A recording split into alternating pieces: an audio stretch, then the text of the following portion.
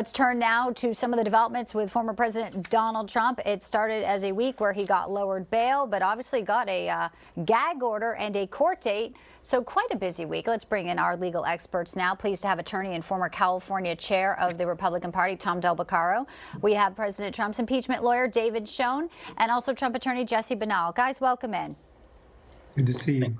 Great to see you all. So this gag order that was put on Trump also by Juan Marchand, that's the judge overseeing the payments from the non-disclosure, somewhat tricky. I'll start with you, Jesse, because Trump is saying basically it's not only illegal and un-American unconstitutional, but it's his First Amendment right that this judge that you're looking at is infringing upon, and many would agree. Well, it's absolutely right. The First Amendment protects several different rights, but one of the protections that is the strongest is the right against prior restraints against speech, and that's an injunction against speech. That's exactly what a gag order is. And when you put a gag order on the leading candidate for President of the United States in a prosecution that has been coordinated by that candidate's political rival, let's remember that the White House essentially put into place one of the prosecutors in Alvin Bragg's office to help go after this prosecution. It's extremely dangerous to our entire American system of justice in order to have a prior restraint like this. It's something that should not be allowed to stand.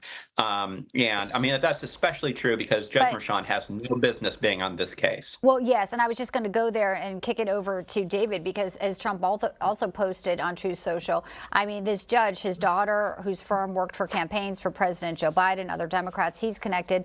All of this runs so deep. It's not just Marchand, though. We've seen other judges that have connections like Tanya Chutkan, once working at a Democratic really run firm with Hunter Biden at one point. The pieces here are coming together pretty clear, David. Yeah, first of all, the gag order implicates the Fifth and Sixth Amendment rights of the defendant. Also, right to a public trial, the right to effective assistance of counsel. His lawyers are included in it, and so on in this case. It's horrible. It never should have been entered. Judge Marchand, in my opinion, is a bully. I have a lot of experience with him. He's a Trump hater. He likes to bully lawyers.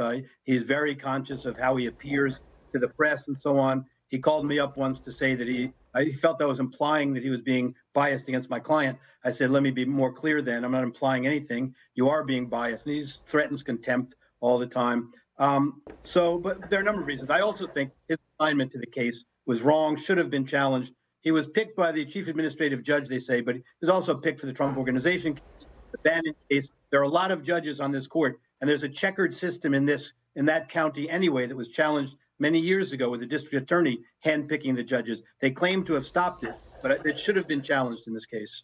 Yes, and a lot of people are seeing it. They feel like it's activist judges, just like the summary judgment by Arthur Engoron before the trial even began there.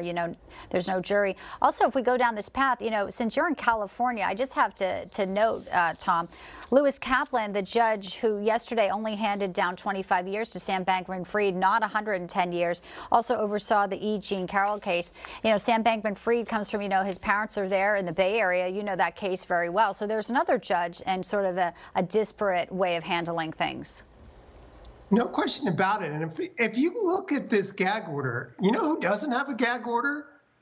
Letitia James. All these DAs or attorney generals mouthing off constantly in the area where this is going to be tried and damaging the jury pool. It's not possible for President Trump to get a fair trial in these places because the attorney generals and/or district attorneys have been going off, and they're not made subject to any gag order. Ethically, they shouldn't be saying a word, but practically, they are damaging Trump and his ability to get a fair trial, and that should be the subject of an appeal as well.